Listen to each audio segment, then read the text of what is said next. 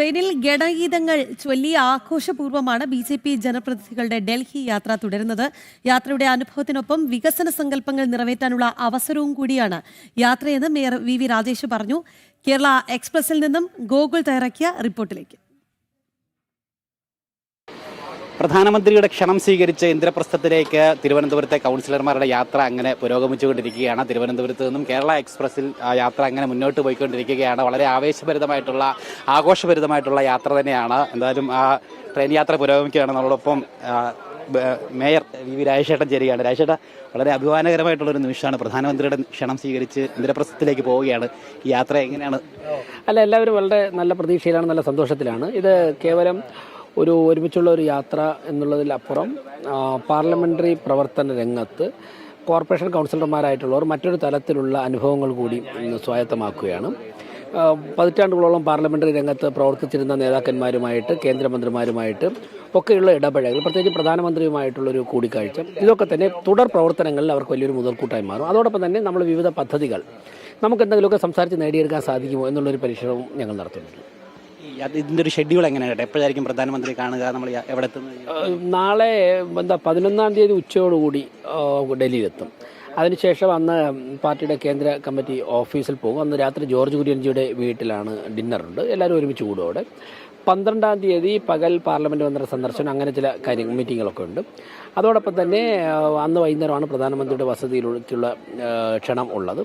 അവിടെ വൈകുന്നേരം അവിടെ പ്രധാനമന്ത്രിയോടൊപ്പം ഭക്ഷണം കഴിക്കും. അവിടെ അതുപോലൊപ്പം തന്നെ ചർച്ചകളൊക്കെ ഉണ്ടാവും. 13-ാം തീയതി ഇത്തരം മന്ത്രിമാരുമൊക്കെ ആയിട്ടുള്ള കൂടിക്കാഴ്ചകൾ, അങ്ങനെയുള്ള ചില കാര്യങ്ങളാണ്. ശേഷം വൈകുന്നേരത്തോട് തിരിച്ചു വരും, രാത്രി തിരിച്ചു വരും. വീണ്ടും കാണാം. യാത്രയുണ്ട്, ഒരുമിച്ചുണ്ട്.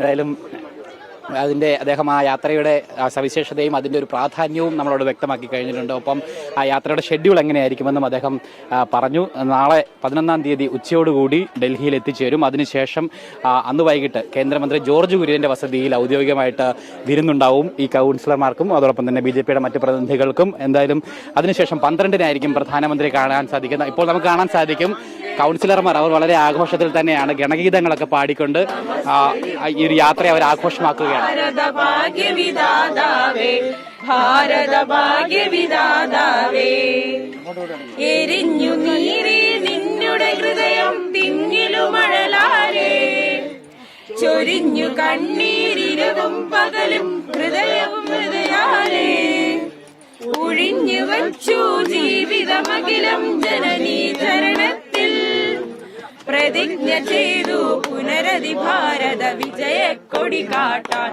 ഭാരത വിജയക്കൊടി കാട്ടാൻ.